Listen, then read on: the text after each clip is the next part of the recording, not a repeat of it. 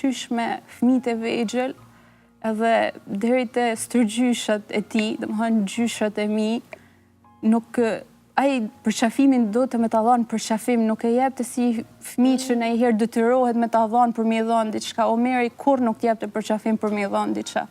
Ai e kishte gjanë që e vetmja gjatë që Omerin e mërzite ishte qose ti e puth ma shumë se sa të puthaj ty. Ai do të gjithmonë me dhanë ai ma shumë. Edhe s'kishte kënaqësi më të madhe se sa me pa se si Omeri i shndrote njerëz të tjerë rreth teje.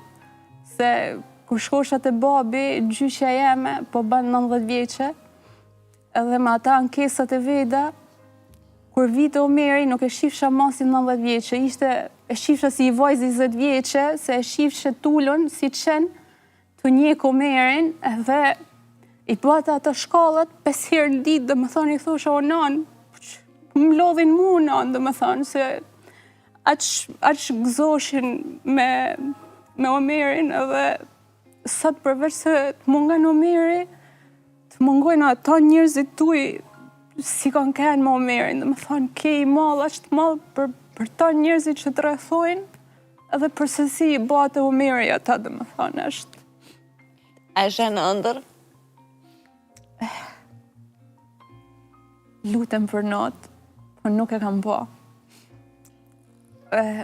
Airini thot e kam pa, po stijas a me e besu, dhe më thonë, sepse aja është e vogla, me nënë se e ka pa, se thot, nga një anë edhe e besoj, por në anë tjetër nuk e dija, din se që është ëndra ta manë, edhe thot erdhi o mam, lujt me lojnat e reja, i pëlqynen shumë, lujt me bashkë, edhe Inshallah ka pa të mënë, por ne nuk e kena pa ala.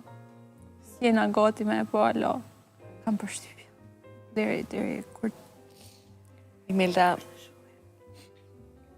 ti vazhdo bëhu e forcë, ashtu si je, edhe si që ke bërë deri tani, me forcën tënde, me forcën e familjes edhe bashkëshortit, me dashurinë e Airinit edhe Melit, në të cilave u duhesh më shumë se kur.